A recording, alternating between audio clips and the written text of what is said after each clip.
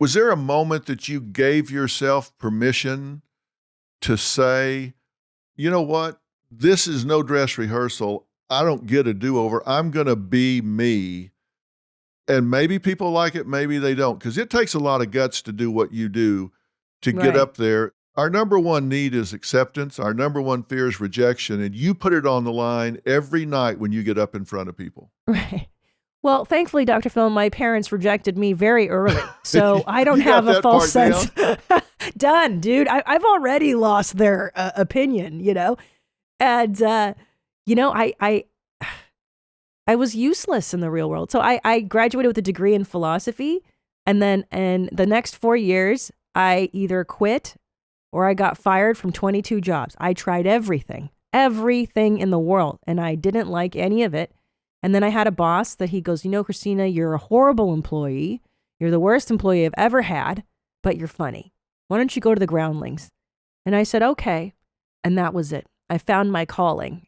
And I put myself through every trial and tribulation just to make this dream come true. I stayed in divey motels. I've had glasses thrown at me, and I've had, I've done it all. I've done, like the Blues Brothers with like the chicken wire when they're performing. It's an old ass reference for anybody listening.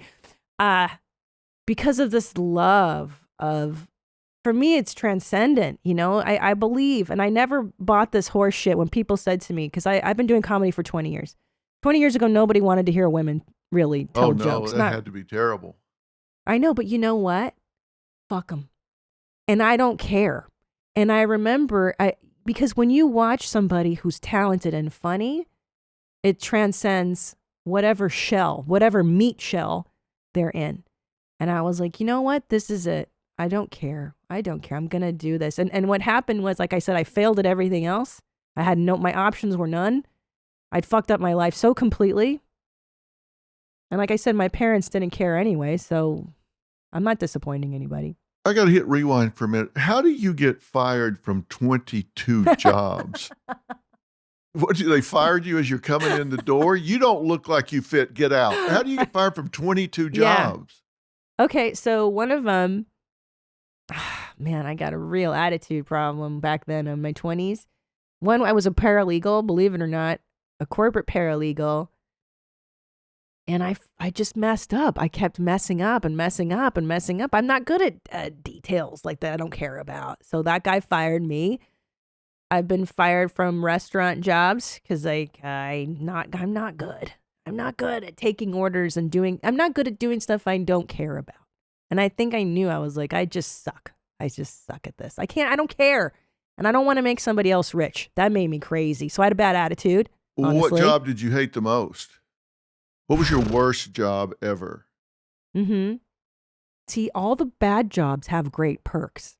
That's the thing, is that the worse the job, the better the perks. So the most depressing job I had, I was sitting in a parking box, like a parking lot. And then there was a booth. I would sit in there and I would sell parking, right? You think that's the most depressing job in the world. And I would sit in there for 4 hours at a time, but I loved it. Because I could smoke cigarettes. Back then I smoked. I could write. I could call my friends or whatever. My friends would come and visit me and I'd BS with them. And so the worse the job, the better but the worst job for me was probably in the legal field. That was rough because I had to pretend to be a normal person, like I was an immigration paralegal. I was a corporate paralegal. And I was like, people's lives were in my hands and I was not good at that. Yeah. And I dropped out of law school. I couldn't handle law school. Listen, all I could do was comedy, Dr. Phil. This is it. That's got to have been good for material, at least. Yes. This failure. Yeah, you got to look back and think about that. I had terrible jobs, but none of them were interesting. They didn't have any perks to them at all. What were your terrible jobs? Well, one, I was a car hop at A&W Root Beer Stand. And I was doing pretty good until they put us on skates. That's so hard. I got the worst balance of anybody I've ever seen. I mean, there's shit still rolling down the street from me scattering stuff all over the place, and that didn't last very long.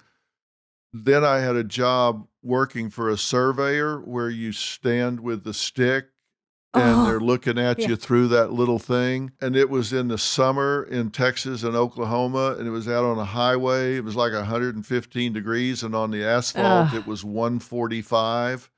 Ugh. 145 degrees. And I'm Ugh. standing there thinking, there's got to be something better than this. Because I'd stand there for 8 hours, 10 hours. Right, but see what that did to us is that we went, there's got to be something better. Yeah, And exactly. by God, suffering is good. Suffering purifies the soul, and it makes you go, you know what? I'm not going to stand for this. I've got to fight. You know, I remember the worst job I had. My first job, I was 15 years old, Marylander Marketing Research. I was actually 14 years old. My stepdad changed my birth certificate because he was a criminal. He's dead now, so I can say that. So I could work in the state of California as a 15-year-old. And I would call strangers. Remember when those old telemarketers? Oh, yeah. And yeah. Hi, this is Christina calling from Marylander Marketing Research. I was wondering if you'd like to take a brief survey about eggs today. Go ahead.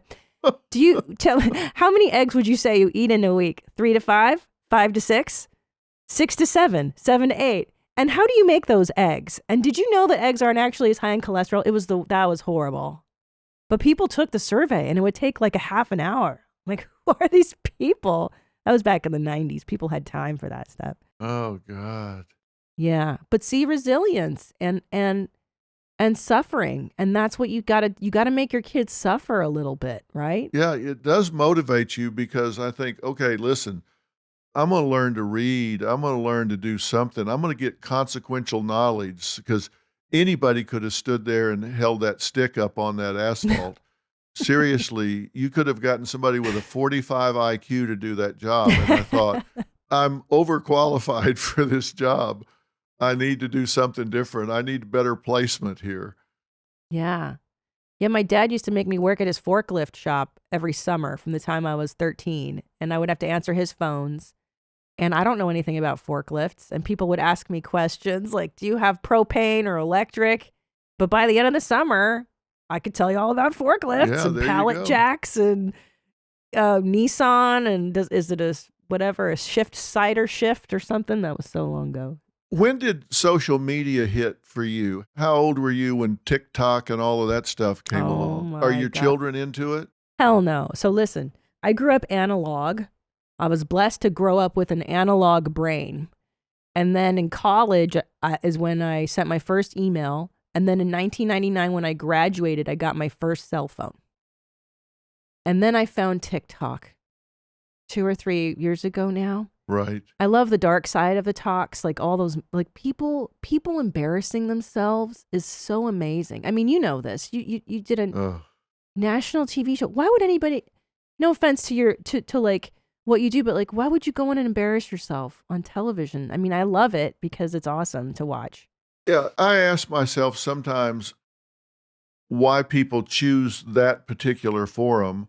And the people that are on TikTok, they're not even getting anything in return. No. They're not getting advice. They're not getting guidance. They're not getting their problem solved.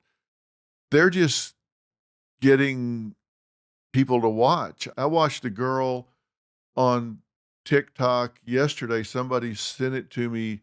I guess there's a Sprite challenge now or something where you're supposed to drink a whole Sprite without burping. Oh, wow. I would definitely fail that. Oh, I'll send you this link. Please do. This girl is absolutely gorgeous. And then she starts talking.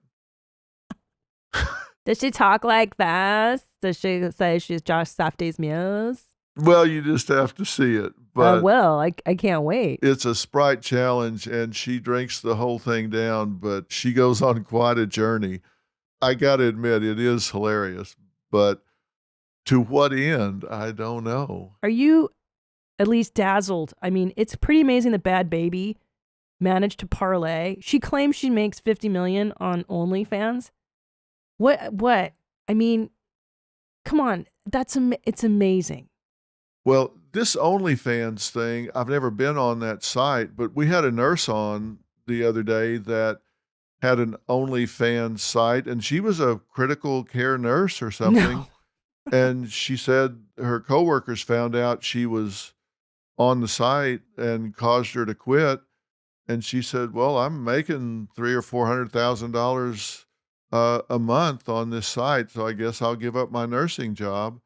Is this just the new porn site? I don't know. Well, that's what I thought, because I thought that's probably what you've got to do. It turns out they're just taking like provocative pics, and they're not even that provocative. Like, they wouldn't be taken down from Instagram. Really? They're just like girls in like underwear, you know? So I don't know why guys are paying for that. Do people subscribe? Is that what it is? Yeah, there's that paywall, and then there's a second thing where they'll send you videos, but they're not like, again, we tried one and it wasn't that exciting. We were like, what is this? You made one, or you Heck no, I subscribed to would one? never. I would rather die. I would rather pick up garbage than do an OnlyFans. But nah, no, we tried it. Yeah, I think it's crazy to. I mean, you grew up analog too. I think selfies. I want to vomit every time I know I have to take some sometimes for the business I'm in, but I feel a deep sense of a shame. And what does that do to us? What's that going to do to children who grow up in just this mirrored hall of like, we never saw ourselves this much growing up? Well, no, we didn't. But I do think we have kind of a narcissistic generation now. And Yeah. I don't think it's their fault. It's just the technology has taken over, but it's a content eating machine. So we're obsessed with providing content, but people think, okay, I'm brushing my teeth, I've got to post this. No, you don't. I don't need to see you brushing your teeth. I don't the need word. to see you changing into 5 different tops. And now they're using these filters. And my problem is young people don't, maybe they do now, but I think for a long time they didn't realize that's a filter. This isn't how these people really look. And they compare themselves, and by comparison, they come up short. And so they feel bad about themselves. This is true, but good news, Dr. Phil. I don't know if you know this, but there's all kinds of models now that, and there's overweight models, and Victoria's Secret has their first Down syndrome model too. So now they're told everything's represented, so you can see everything. Yeah. Well, I guess there is an audience for everything in the world. And I just wonder sometimes if we're putting it in the right frame.